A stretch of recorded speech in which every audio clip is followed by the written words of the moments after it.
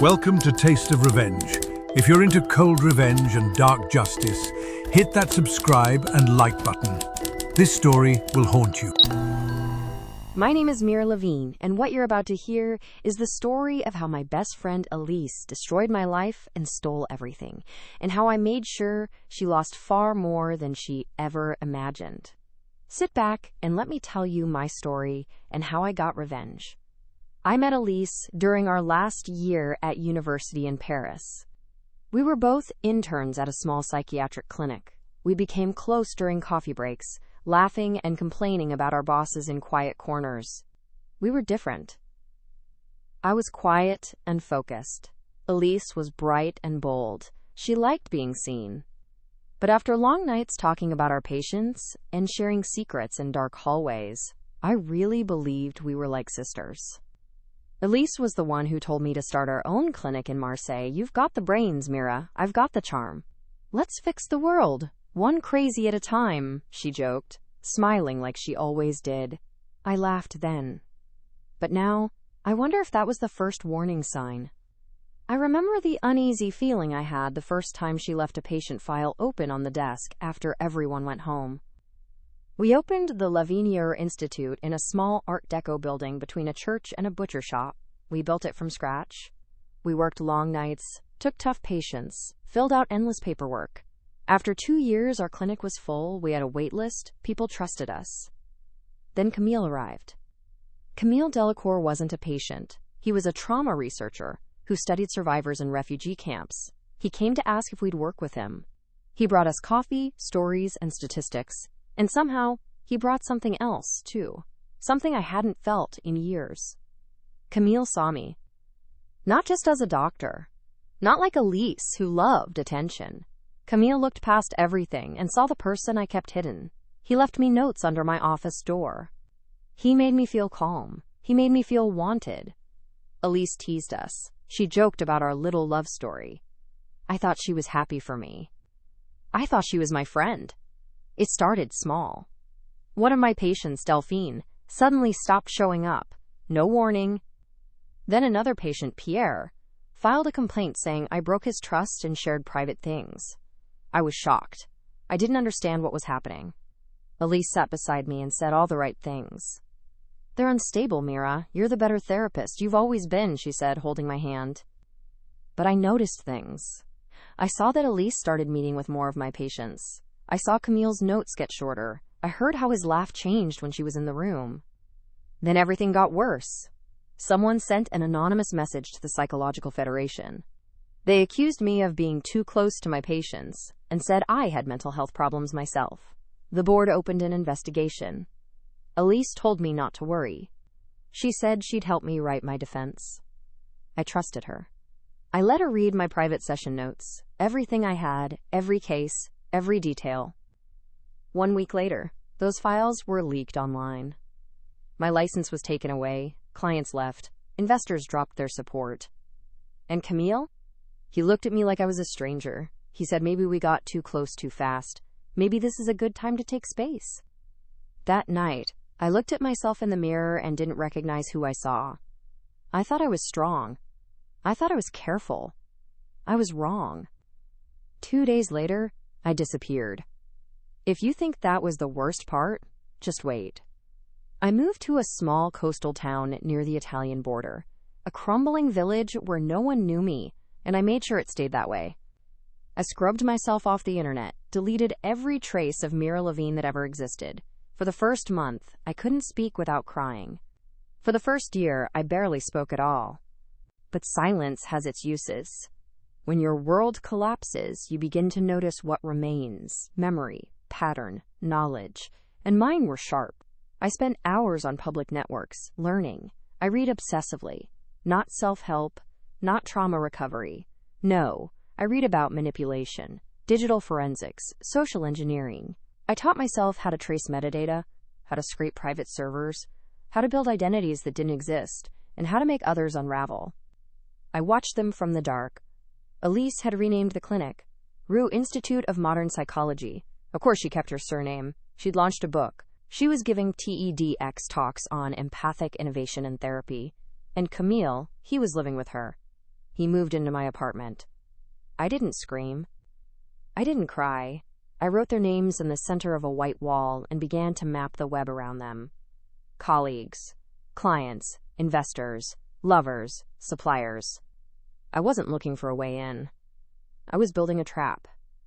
3 years passed before I returned to Marseille. Not as Mira, not as the woman they had broken. I came back as Sylvie Duclair, an entrepreneur from Geneva, looking to invest in therapeutic technologies. My accent was different. My hair was lighter. Elise didn't recognize me when I walked into the new, polished version of our old clinic. She greeted me with her fake warmth and blinding smile. I shook her hand and smiled back. Over the following weeks, I began weaving myself into her world again, this time through the cracks she didn't know she had. As Sylvie, I offered a technology partnership that would revolutionize their patient tracking and privacy systems. Elise jumped at the opportunity. I told her she could become the face of modern therapy in Europe. Her ego did the rest. Meanwhile, I got access to her schedules, her encrypted communications, her security cameras, and her private files. I read every single note she ever wrote about Camille, the things she said about me, the ones she wrote about me. It wasn't just betrayal, it was butchery. She hadn't just stolen my career. She had orchestrated a campaign, slowly, intentionally, to hollow me out from the inside. She even bragged about it in emails to her sister. Mira always played safe, but safety never gets you anywhere. She was always too clinical, too rigid. And Camille, he was just available. I printed that message and framed it on my new office wall. Camille was more difficult. He still gave lectures, still posed as the sensitive intellectual, but his glow had dimmed. Elise controlled him now, subtly, completely. Her words came from his mouth. Her beliefs shaped his papers. And yet, I saw something else in his eyes when I finally arranged a meeting under my new alias. He looked tired, fragile, and almost haunted.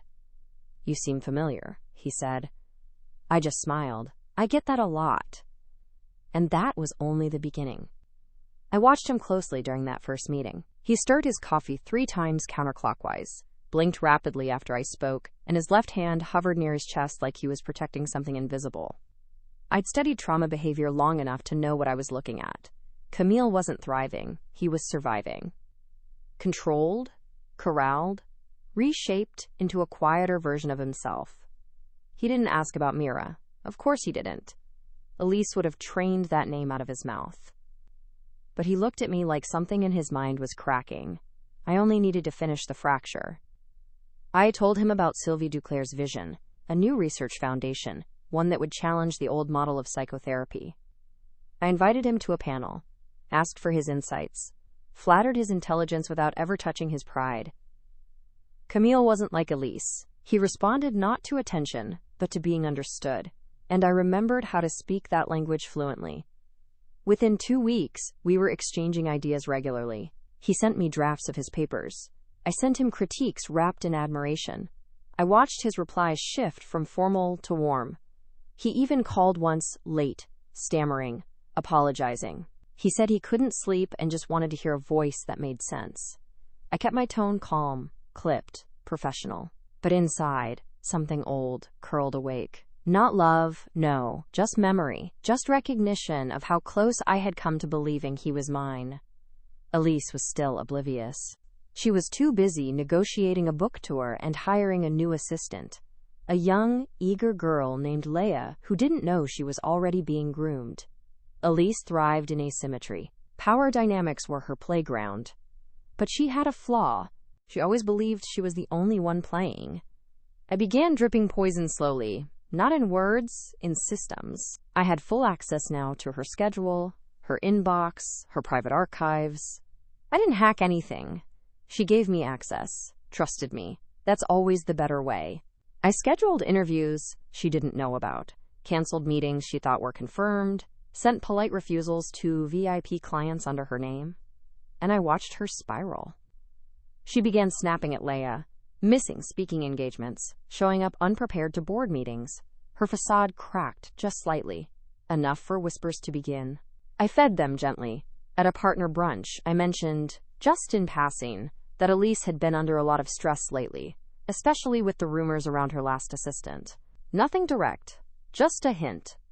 The board would do the rest. They always do when a woman starts acting emotional. Camille asked me, one night over wine, if I ever worried about how fragile everything was.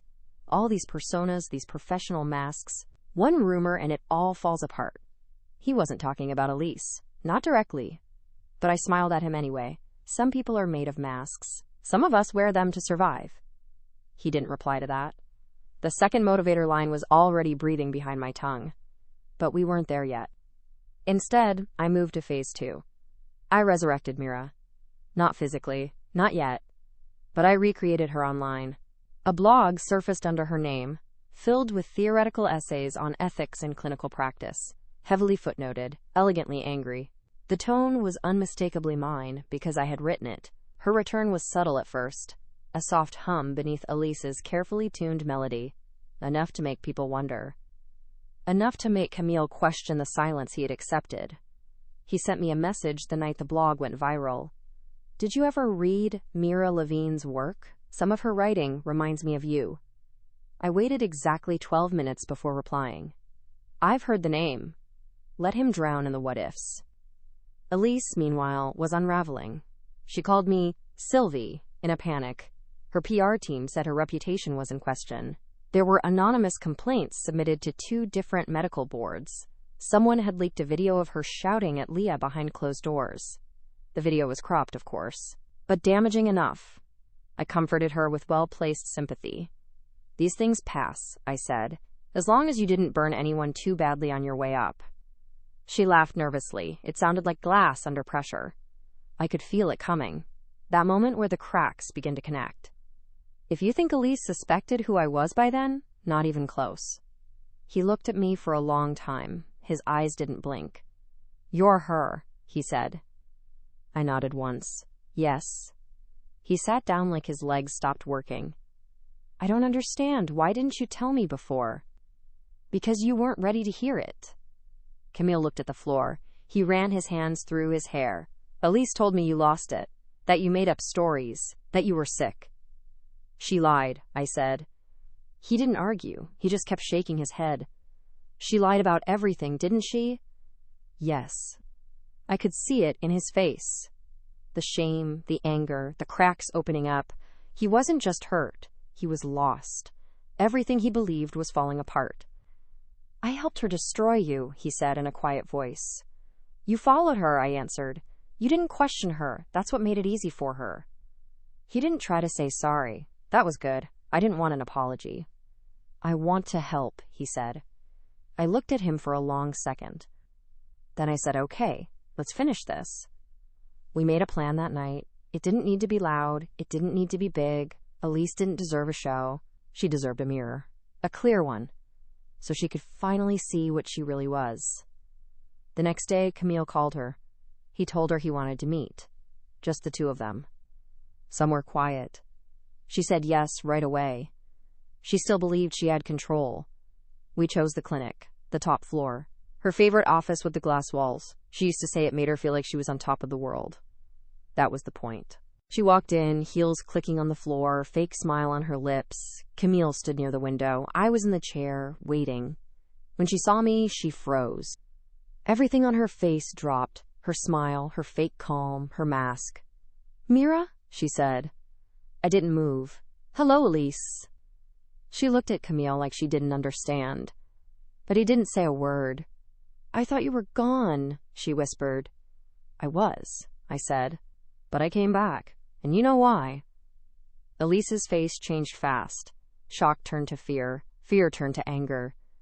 You can't do this, she snapped. You have no right. You took everything from me, I said, cutting her off. My job, my patience, my life. You lied, Elise. You lied and you smiled while doing it. She pointed at Camille. He chose me. No, Camille said softly. You pushed him. You filled his head with poison. He believed it, she screamed. I stood up, calm, slow. You made sure of that. Then I showed her the file, the messages, the photo, her own words printed out, big and clear. Her hands shook. This doesn't mean anything, she said. People will still believe me. I stepped closer. They already don't. She stepped back. You can't prove? I don't have to, I said. I just have to let you fall. She looked at Camille again. But he didn't move. That's when she knew. She had already lost. She didn't cry. I thought she would. I thought there would be tears, shouting, maybe even a breakdown. But Elise didn't fall apart like that. She stood there, frozen, her face tight, jaw locked, eyes hard. She looked smaller than I remembered. Not weak, just empty. I can fix this, she said at last, voice shaking. I still have connections. I can tell them it was all a misunderstanding. I didn't answer. Camille didn't either. She looked at both of us. Her voice rose. Don't just stand there. Say something. Camille took a breath. Then he said, I don't believe you anymore. Elise's mouth opened, but no words came out. Her eyes darted from him to me, then to the window. She looked like someone trapped in a cage she built herself. I stepped closer. This was never about revenge, I told her. This was about truth, and now you can live with it. She laughed, but it was dry and mean.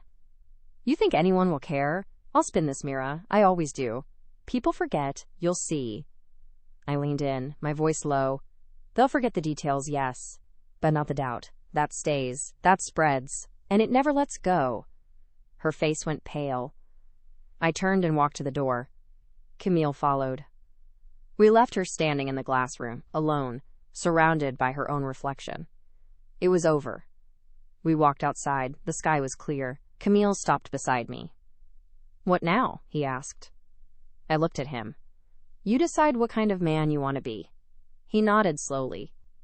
I don't expect you to forgive me, he said. I won't, I replied, but maybe I'll forget you one day. That's better. He didn't argue. He just turned and walked away. I never saw him again. I stayed in Marseille for 2 more days, long enough to watch the news spread. Elise stepping down for personal reasons, the clinic losing sponsors, her reputation sinking like a stone. It wasn't loud. It wasn't public. It was quiet, soft, permanent. Then I left. Not because I was scared, not because I was done, but because there was nothing left to prove. I went somewhere new, changed my name again, rented a small place near the water. I wake up early now, I walk, I think, and sometimes I smile, just a little, because she'll never know when the next thread pulls. And I like it that way. If you think this story ends with peace, it doesn't. But it ends with silence. And silence is mine. A week passed. I didn't check the clinic's website. I didn't look at Elise's social media. I didn't search Camille's name. I didn't need to. I already knew how it would go. Whispers, silence, cold shoulders in meetings, emails that don't get answered. Elise would try to fix things. She'd call people. Maybe blame a hacker. Maybe say Camille turned on her. But she wouldn't be able to clean it all. Not this time. The truth has a way of sticking. Me? I stayed quiet. I found a small town by the coast. It was nothing special. A bakery, a library, a park with one broken swing. But it was far from the noise. That's what I wanted. No more games. No more masks. Just quiet. I told people my name was Claire. I said I used to work in healthcare, but not anymore. They didn't ask much. They didn't care. That's the best thing about strangers. They don't know what you used to be. One morning, I sat at the cafe near the harbor. The wind was soft. I was reading a book when the waitress walked over. There's a letter for you, she said. I frowned. For me? She nodded and handed me an envelope. No name, no stamp, just placed there, quietly. I opened it. Inside was a single sheet of paper. I don't hate you. No signature, no date. But I knew the handwriting. Camille. I stared at it for a long time. Not because I missed him, not because I forgave him, but because I realized something. He still needed me to know how he felt, and I didn't need to answer. I folded the note and slid it into my bag. Later that day, I walked to the cliffs at the edge of town. There was no one there, just the sea, wide and endless. I stood at the edge and closed my eyes. I thought of Elise, alone in her glass office, afraid of her own shadow. I thought of Camille, still trying to explain things too late. And I thought of Mira, the name, the person, the girl who believed in friendship and fairness. She was gone, and I didn't miss her. I opened my eyes. A boat passed far in the distance, quiet, steady. I smiled, because even after everything, the lies, the loss, the pain, I was still here. Not broken, not angry, just quiet. And that's the thing Elise never understood. She took my career, she took my reputation, she even took the people I loved, but she never took my mind. And in the end, that was all I needed. I didn't expect another letter, but it came. This time it was left on my doorstep. Same kind of envelope. Plain, careful. Someone had placed it there without knocking, without being seen. I picked it up slowly. My heart didn't race. I wasn't afraid. I opened it. Inside was a type note. Neat, cold, only a few lines. She's gone. Paris. Disappeared after the press got hold of the videos. You really did it. Hope it was worth it. There was no name, but I knew who it was. Elise's sister, Marianne. She was always quiet, always watching. She didn't like me, but she hated Elise more. I remembered the messages they'd sent each other. I had read them all. Marianne was the first person Elise had lied to. Before me. Before Camille. And now even she had turned away. I folded the paper and burned it in the sink. Elise had vanished. No clinic, no press, no more stage. That was her true punishment.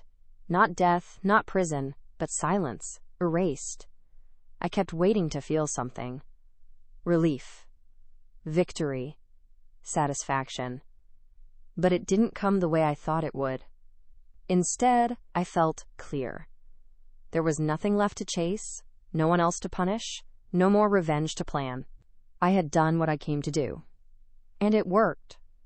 But it didn't fix the past. It didn't give me back the nights I cried in the dark.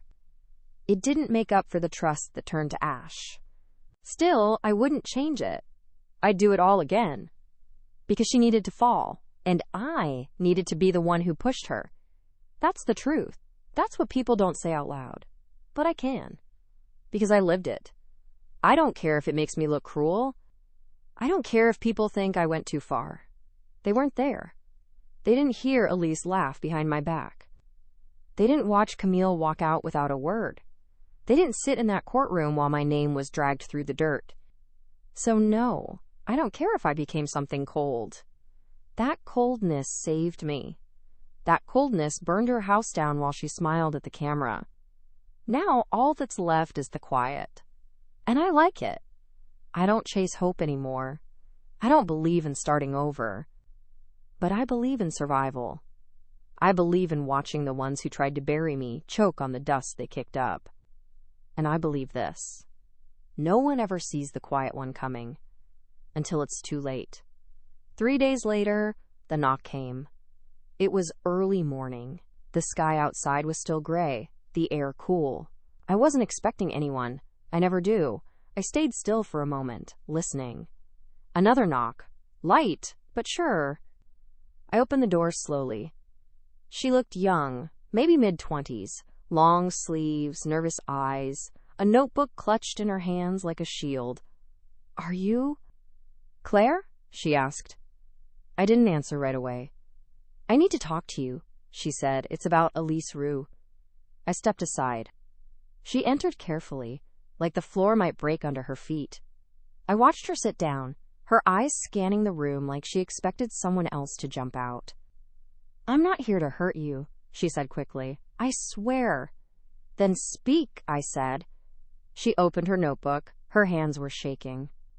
My name is Anna. I was a patient at the old clinic years ago when I was 17.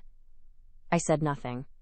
I came in with panic attacks, night terrors. Elise was kind at first. She told me I reminded her of her sister. said she'd take extra care of me. Her mouth tightened. She flipped a few pages in her notebook, but didn't look down. Then she started asking strange questions about my parents, about my memories, stuff that wasn't related to the panic. She made me think I remembered things that weren't real. False memory induction. It was something Elise had played with before. Not officially, of course. But I remembered her talking about it behind closed doors, saying it was powerful, saying it could make people rebuild their truth. I never agreed with her. She told me my father hurt me, Anna said, voice flat. She said my brain was hiding it to protect me. I didn't remember any of it, but she said that was normal. And did you believe her? Anna nodded once. For years, I stopped talking to my family. I left home. I started medication, but it never got better. Then, last month, I found a journal from when I was 16, and I realized none of it was real. She looked up at me now. I found the blog, the one you wrote. I know it was you. I stayed quiet. I read everything, and I knew she did it to others too. Not just you, not just me. She held out her notebook. I've been collecting stories. Others have reached out to me. People she twisted. People she used. I didn't take the notebook. I don't want to go to the police, Anna said. I want to make it matter. How? Her eyes locked on mine. I want her story told. The truth. Not the one she wrote. The real one. What she did to us. And you want me to help? Yes. I leaned back. I thought I was done. I thought I had burned every bridge, erased every trail, that Elise was finished and buried. But here it was, the echo. Still alive. Still hurting. I'm not a hero, I said. I know, she replied, but you're the only one who beat her. I looked at the notebook again. There were names in there, dates, places. Trauma turned into paper, pain turned into fact. And I knew something right then. Elise might be gone. But the fire she lit was still burning. And maybe it wasn't enough to walk away. Maybe I had to go back in.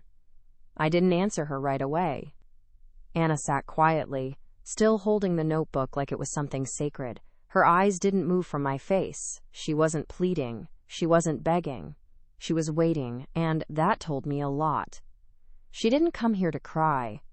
She came to act. I don't do this anymore, I said. I know.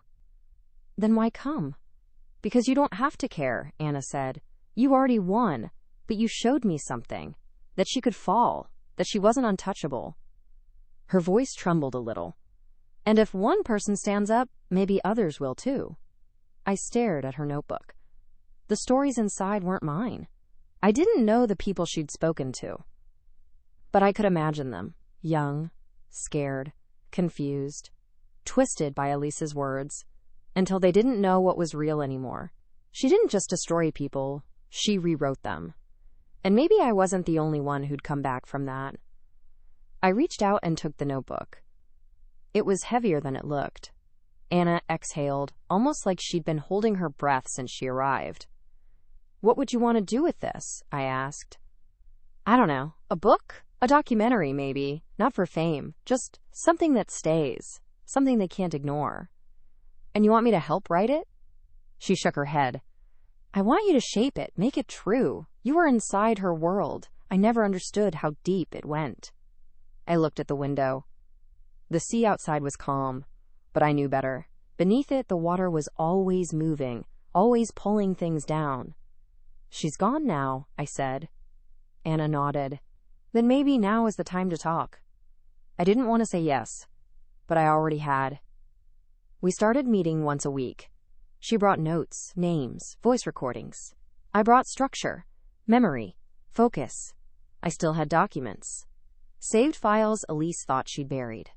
I had timestamps, emails, journal entries. Truth doesn't fade. Not when you save it right. We worked in silence. Sometimes we didn't speak for hours. Just sat across from each other, typing, organizing, uncovering.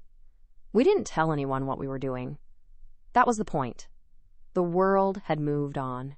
Elise's name faded from the media, replaced by newer scandals. Her clinic was sold, her book was pulled, she was erased. But now we were bringing her back, in pieces.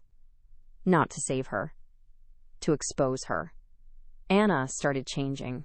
Slowly, she stopped shaking when she talked. She looked people in the eye. One day, she said, "For the first time, I feel like my story's mine again."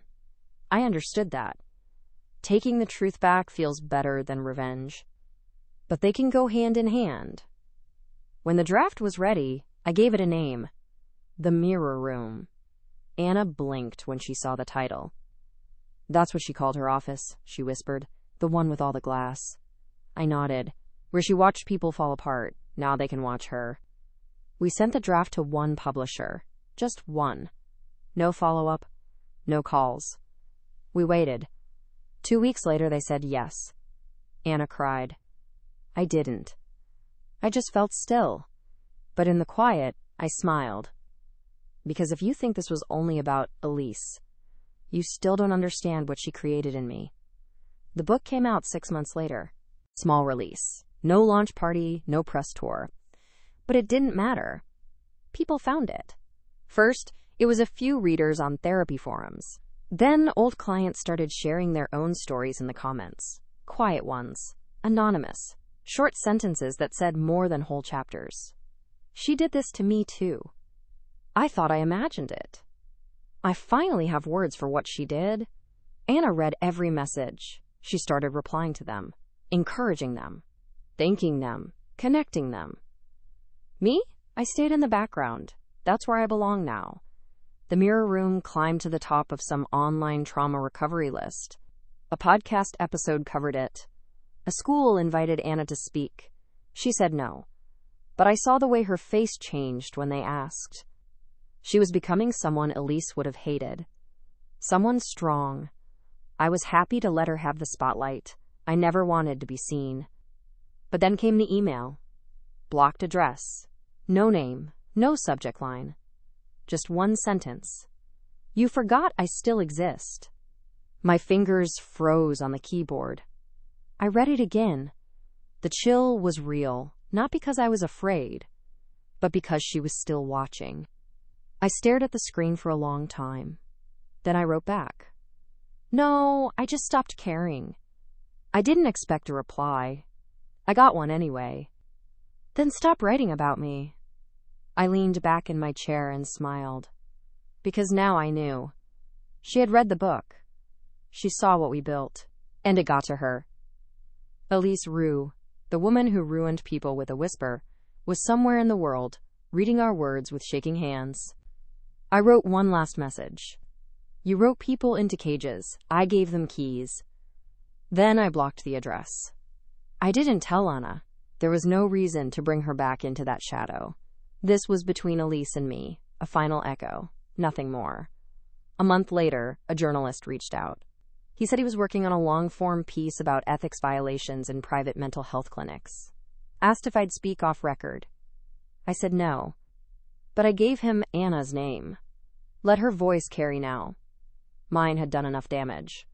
That night, I sat by the window and watched the sea again. The tide had gone out. The sand below was wet, full of lines where the water had once been. Some wounds are like that. They leave a shape, but they don't stay forever. I thought of Elise somewhere, alone, no followers, no clients, just her name slowly fading out of people's mouths. That's how people like her die. Not in fire. In silence. If you think that's not revenge, you've never lost everything to someone who smiled while taking it. A week later, I went back. Not to see Elise. Not to speak to anyone. Just to look. The building was still there, the one that used to be our clinic. The glass office on the top floor was empty now. No nameplate on the door. No logo on the sign. Just faded letters where Rue Institute used to be. The windows were dusty. Some cracked. The gate was chained, rusted shut. I stood outside for a long time. Memories came fast. Too fast. That hallway where Camille kissed me for the first time. The couch where Elise used to sit, pretending to listen to people cry. The files. The lies. The smell of her perfume in every room. I don't miss it. I don't miss her. But I needed to see the place one last time. Not because it meant something, because now it didn't. The clinic was dead. Just bones now. And ghosts. I left a copy of the mirror room at the front door. No note. No message. Just the book. Let whoever breaks the lock find it. Let them read. That night, Anna called. Her voice was different now. Stronger. Steadier. "I got a letter," she said. "From who?" She hesitated. "I don't know, but it was signed, ML. My blood went still. "Describe the letter." It said, "Thank you for telling the truth. For reminding me that I wasn't the only one, that she didn't win. That's all." I sat in silence. "Mira, it wasn't you, right?" "No," I said. And it wasn't. Someone else out there, another one of Elise's patients, had found the book, had seen themselves in the pages, had reached out. Anna was quiet. Then she said, "Do you think there are more?" I closed my eyes. Yes. A long pause. Then, "Do we stop?" I opened my eyes again, staring out at the dark sea. "No," I said. "We don't stop." 3 days passed. Then I got my own letter. No envelope this time. Just a folded piece of paper slipped under my door. No signature, no handwriting I recognized. Just one line. "You think you ended her, but you only made space for something worse." I read it 3 times. Slowly, calmly. Then I folded it and placed it in the drawer next to the others. I didn't react. Not out loud, not right away. But my mind started moving again, sharp, focused, awake. It didn't scare me. It intrigued me. Because whoever wrote that, they were right. I hadn't ended anything. I'd pulled the curtain down on one monster, but monsters don't vanish. They shift. They learn. They find new masks. And maybe this one had already found theirs. Was it Elise? Hiding again? Playing another role? Maybe. But the tone was off. The words didn't carry her usual smugness. This felt different. Like someone had been watching not just her, but me. Someone who saw what I did and understood it. Not as revenge, but as proof of what I could be. I looked in the mirror that night. Not to check my face, but to check my eyes. I didn't see Mira Levine anymore. I didn't see Sylvie Duclair or Claire the neighbor. I saw someone else. Someone quieter, someone patient, someone capable of much more than revenge. If Elise created me, then I wonder what I just created. Because the truth is this: when you destroy a queen, you don't leave a throne. You leave a space. And sometimes the one who fills it looks a lot like you. I didn't tell Anna about the letter. There was no point. She was still building something, organizing online groups, collecting resources, even helping one of Elise's old clients take legal action. She was using her pain to lift others. That was her way forward. Mine was different. I stayed in the background, as always, but I paid attention. I started reading more again. Not stories, not novels. Reports. Clinic records from places Elise had once applied to work. Research trials she almost joined. Her name was gone from most of them now, blacklisted after what we published. But someone had let her in before. Someone who thought they could control her. And maybe someone else was now trying to follow her footsteps. The letter under my door wasn't a threat. It was a test. It wasn't trying to scare me. It was trying to see if I'd react. And the truth is, I didn't feel fear. I felt something like recognition. Not of the sender, but of the pattern. People like Elise leave shadows behind them. Not just people they hurt, but people they taught, directly or indirectly. People who watched her rise. People who saw what power could look like in the wrong hands and wanted it for themselves. She didn't just hurt people. She inspired monsters. And now one of them was trying to speak to me. That meant they saw me the same way I once saw Elise. As something to become. Or something to destroy. It made me laugh. Because after everything, the lies, the fall, the silence. This was the part one hadn't expected. Not peace, but evolution. I started writing again. Not a book, not a blog, just notes. Private, sharp, honest. Not about Elise, about me. The things I'd done, the things I hadn't done but had considered. I wrote it like a confession, but it wasn't for a courtroom. It was for the one person who might someday find it and need it. Someone who gets pushed too far. Someone who thinks revenge is the end. It isn't. It's just the opening chapter. That's what no one tells you. After revenge, you don't feel better. You feel bigger. Like there's more of you than before. Because you took control of the story. You wrote the ending. And once you know you can do that, it's hard to stop. One night I walked to the edge of the cliff again. The sea was rough this time, the wind sharp. I stood at the very edge, looking down, remembering the way I felt the night I disappeared from Marseille all those years ago. Back then, I was running. Now, I was watching. Waiting. I don't know who left the letter, maybe I'll never know. But if they're out there, reading this, studying me, imagining how to become more than they are, I hope they understand something. I don't flinch. I don't forgive. And I never forget. If they come for me, they won't find the girl Elise tried to destroy. They'll find what Elise created. What she sharpened. What she lost control of. Me. I walked back from the cliff slowly, hands in my coat pockets, heart calm. I passed 3 people on the road. One of them stared a second too long. I stared back. Didn't blink. Didn't smile. They looked away first. Good. Because I'm not hiding anymore. And I'm not afraid of being followed. I just hope, if they do come for me, they bring better tools than Elise did. Because I've already seen how this story ends. And I'm ready to write the next one. A few weeks later, Anna called again. Her voice was different now. Not nervous, not afraid, just steady. They're inviting us to a panel, she said. Mental health survivors, authors, people who've lived through unethical care and spoke up. I let the silence stretch. You should come, she added, even if you don't say anything. Who's hosting it? A university in Lyon, psychology department, big enough to matter, small enough that they think it's safe. That last word stuck with me. Safe. Elise made that word a joke, and I wasn't sure I belonged anywhere near it. Still, I said I'd think about it. A week later, I was on a train. Not because I wanted to speak, not because I wanted to be seen, but because I needed to know how far the damage had traveled, and whether the fire had stopped spreading or just changed shape. The auditorium was modest. Maybe 50 people. Most were students, a few professors.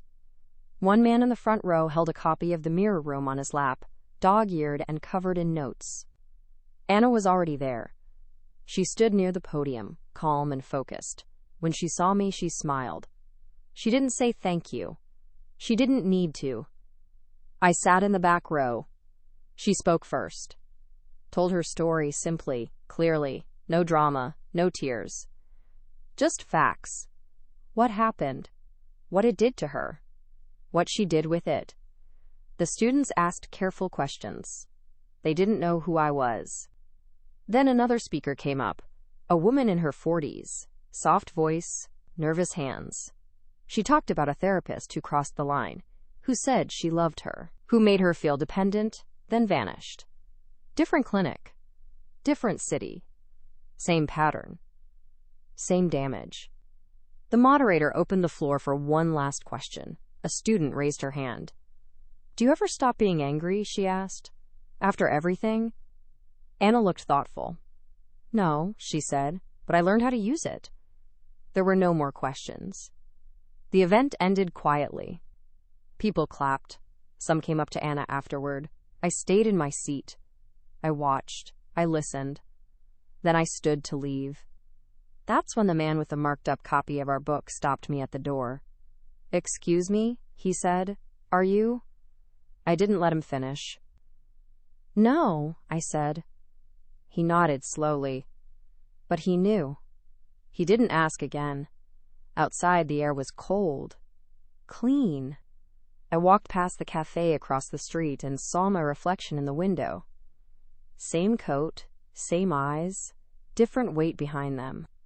I had carried Elise's shadow for so long. Now I was watching it fade. Not because I forgave her. Not because I healed. But because I didn't need her story to carry mine anymore. She was noise. I had become the silence that followed. And in that silence there was power. I turned from the glass and kept walking. No final words. No speech. Just steps. Mine.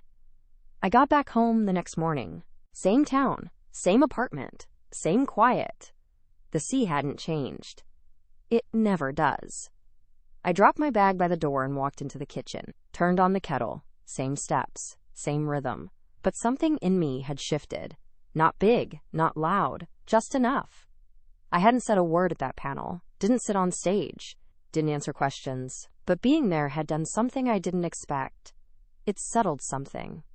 For the first time, I didn't feel like I was hiding. I felt like I had chosen this. The silence, the watching, the control. That wasn't a prison. It was my design. There was a small stack of mail on the counter. I flipped through it absently. Bills, ads, a local flyer for a used bookstore sale. And then one small envelope. No return address. Again, my fingers paused. I opened it carefully. Inside, a short note. One sentence. Do you feel powerful now? I smiled. Not because it scared me, not because it caught me off guard, but because the answer was easy. Yes, I did. Power didn't look like it used to. Not control, not fear, not even revenge.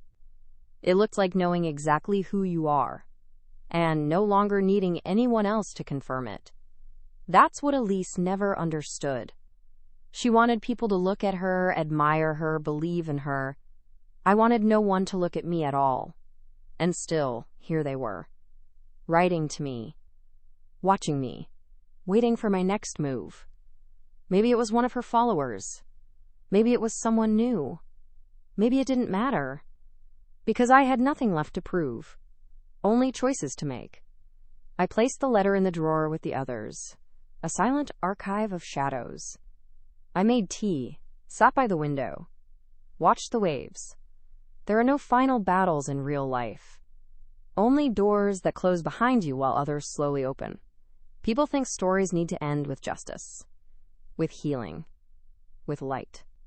But sometimes they end with a woman, alone, staring at the sea, knowing she was never the victim. She was the architect. And if someone out there is still watching, let them, because I'm done hiding, and I'm just getting started. I stayed by the window for hours. The tea went cold. I didn't move. There was no rush anymore. Everything that needed to be said had been written. Everything that needed to break had already shattered. All that was left now was what I chose to carry. Not the names, not the places, just the truth, and the silence that followed it. For so long, I thought revenge would be the final step, the moment of relief, the full stop.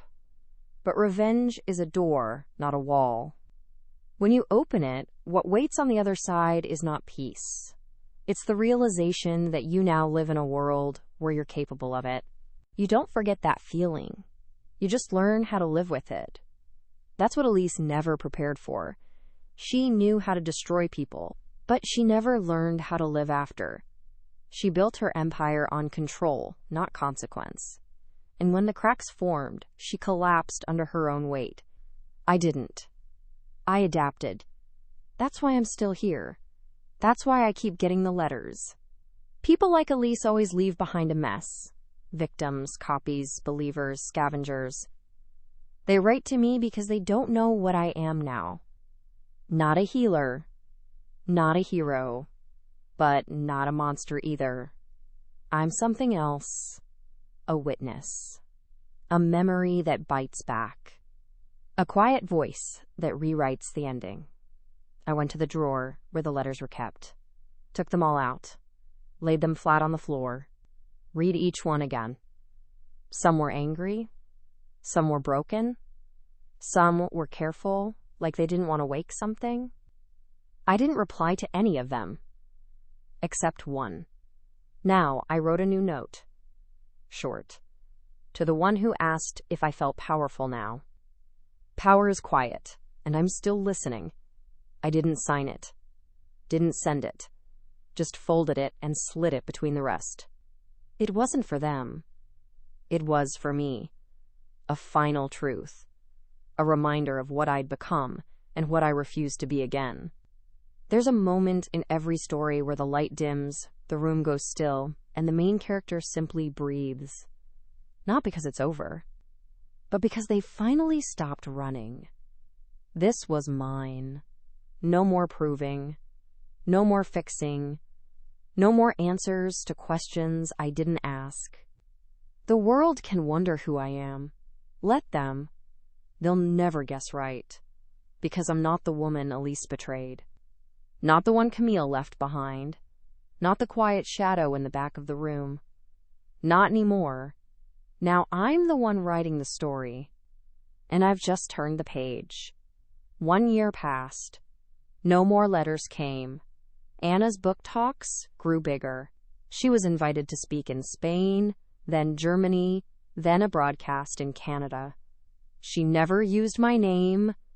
That was the rule. She kept me erased, as promised. The Mirror Room was taught in 3 universities now. The publisher sent royalties, but I never cashed a single check. Money wasn't what I wanted. Oblivion was. And I was close. I moved again. Somewhere colder this time, smaller. A town with no coast, no breeze, no memories. Just frost and stone. The people nodded on the street, but never asked questions. Perfect. I lived in a flat above a locksmith shop. The irony wasn't lost on me. I liked it. The smell of metal, the silence at night. I started walking again, long loops through narrow roads. No one recognized me. My hair was darker. My name was different again. I was almost gone. Then, one snowy evening, I got a message. Not a letter this time. A package. It sat in front of my door when I got home. No label, no name. I didn't bring it inside right away. I stood there for a long time, watching it like it might open on its own. Finally, I brought it in. Inside was a single item. A hard drive. No note. No instructions. Just the device. I connected it to my old laptop, waited. One folder. Labeled Rouen tapes. I clicked it open.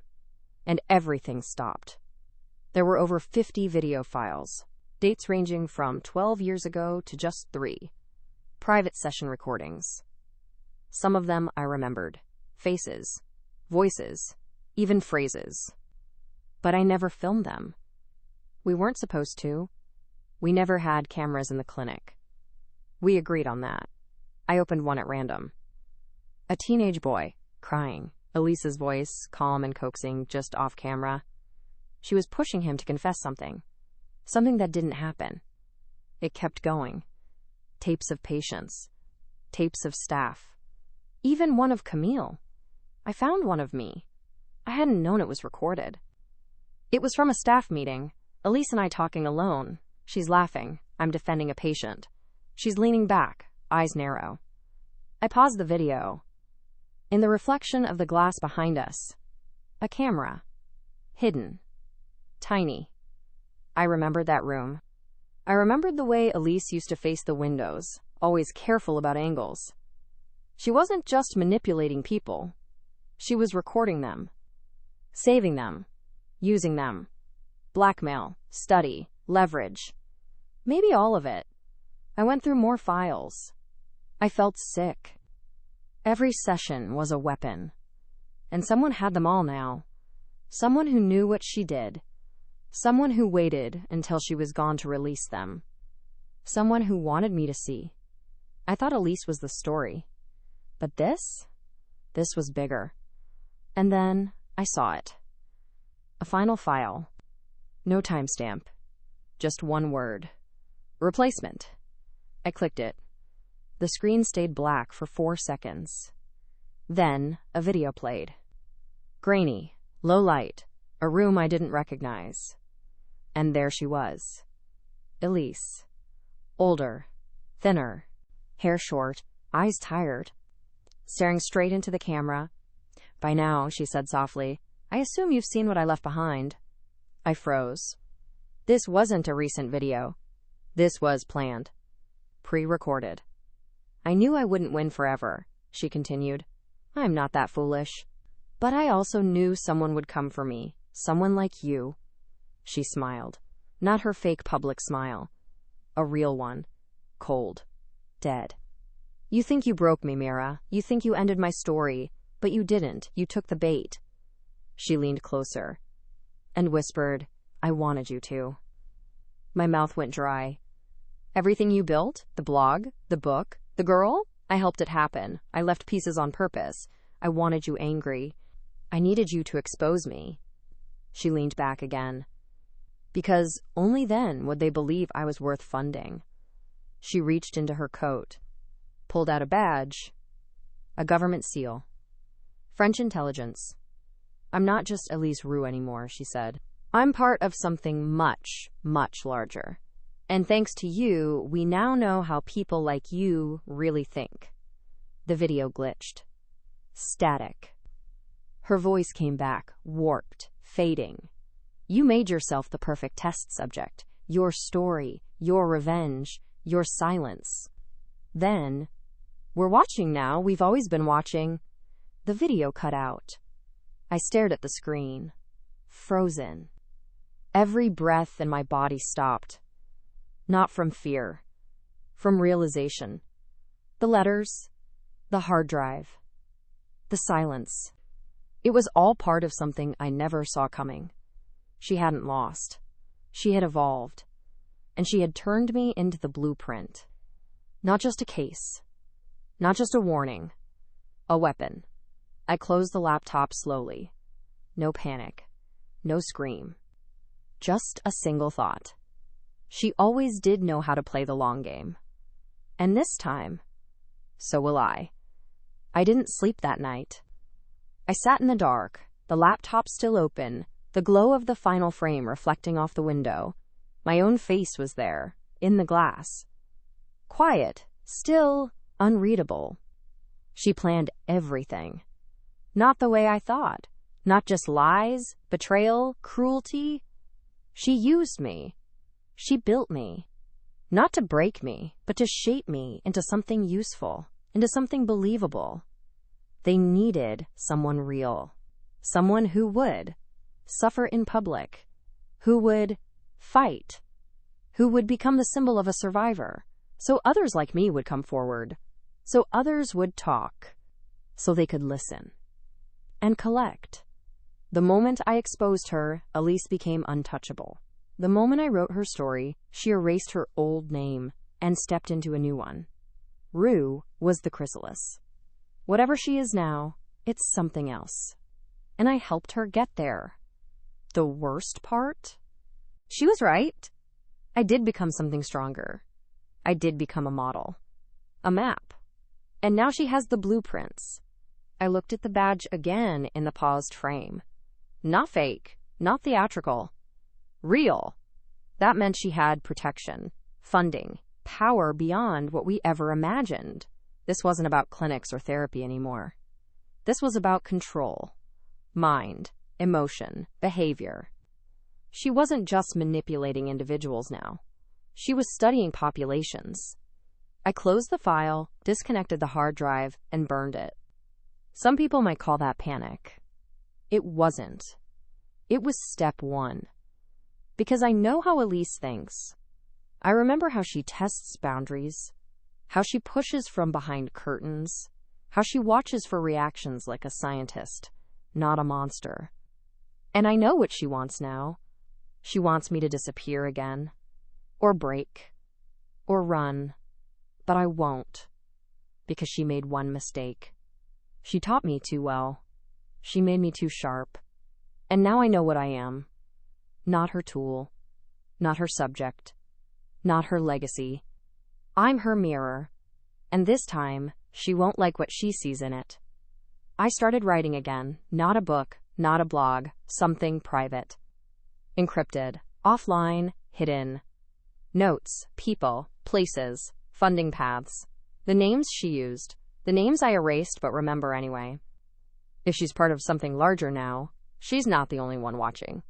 And maybe, just maybe, someone on the inside wants her gone. Power always comes with enemies.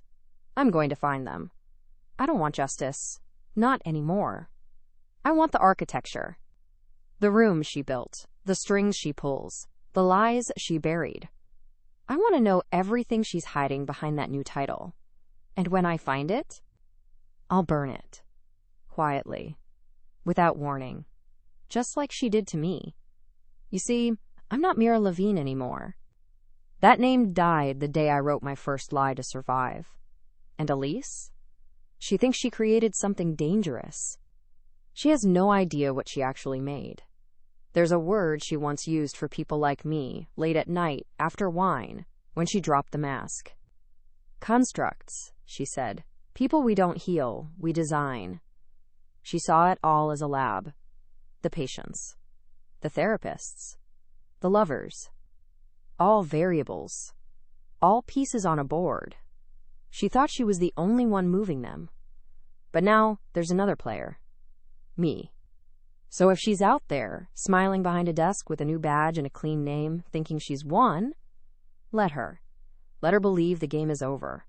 Let her think I'm broken, buried, gone. Because the next story won't be written in public. It won't be printed or posted. It'll be whispered. Spread. Buried under questions no one can answer. And when it's ready, she'll know. She'll hear her own voice in the dark. She'll wonder how I found her. And she'll realize I never stopped watching. My name is Mira Levine. And what you're about to hear is the story of how my best friend Elise destroyed my life and stole everything. And how I made sure she lost far more than she ever imagined. You thought that was the end? That was just the prologue. Now the real story begins. I waited 6 months before making my first move. It wasn't fear that kept me still. It was patience. The kind Elise used to preach about. Observe before you intervene. She used to say it while swirling wine in her glass, never blinking as she picked someone apart. Now I finally understood why. I had to know where the cracks were, the real ones, not in Elise, in the system that swallowed her whole and called it progress. I knew she wasn't working alone. Women like her never operate solo. They draw others in, seduce them with intellect, flattery, control. But control creates weight, and weight leaves pressure points. I started watching. Encrypted networks, psychology think tanks, government-sponsored research organizations that didn't show up in search engines. I cross-referenced names from our past, old colleagues, former interns, people who vanished suddenly, people who stayed too quiet. And then I found it. One name. Dr. Émile Renaud. He was nothing, on the surface. A French academic specializing in behavioral modification. Published 3 papers, all vague, all strangely cited by institutions that no longer existed. But one of his papers referenced a theory. A model built by a former colleague, codenamed ER, Elise Roux. He had buried her in the footnotes. I dug deeper. Renaud had access to facilities outside Paris. Private cognitive correction programs, disguised as wellness retreats. The kind of places where no phones were allowed, and the guests didn't leave reviews. That's where she was. Or at least where her methods lived. She had moved from patients to populations. And this time, she wasn't breaking people alone. She was training others to do it for her. I booked a tour. Under a false name, of course. Fake credentials, a research cover story. Everything polished, simple, boring, Exactly the kind of thing that slips past attention. When I arrived at the facility, it looked harmless. Trees, clean halls, soft lights, brochures with smiling faces and vague promises. But the second I walked in, I knew. This place smelled like her. I was met by a woman in her 40s, calm, polite, the way Elise used to be when pretending she didn't already know everything. She took me on the tour, explained their philosophy, behavioral balance, emotion alignment, new phrases, same tricks. I kept my questions quiet. She mentioned Dr. Renaud in passing, said he rarely met visitors anymore, said his team handled most of the work now. But there was one line she slipped that made my blood freeze. "We're lucky, really," she said. Dr. Renaud was trained by someone very special, a woman with a unique gift for pattern and pressure. I didn't respond. I didn't need to. She led me to a hallway, a security door at the end. She typed in a code. I memorized it. Inside was a wall of files, names, schedules, protocols. I didn't get to see much before she turned me around and led me out. But I'd seen enough.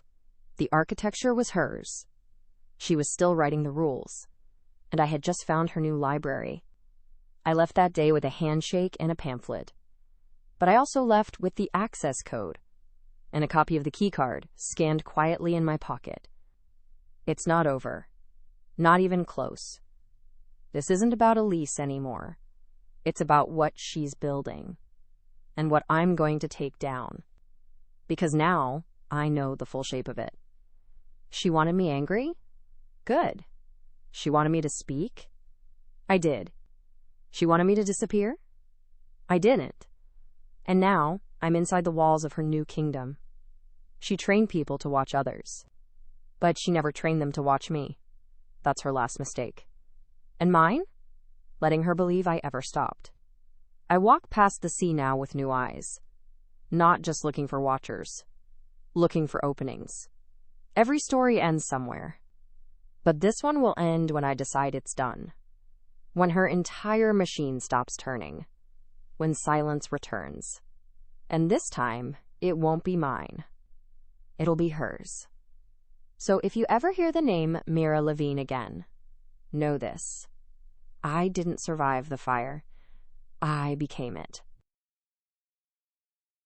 If that hit you deep, imagine what's coming next. Subscribe, like, and welcome to Taste of Revenge,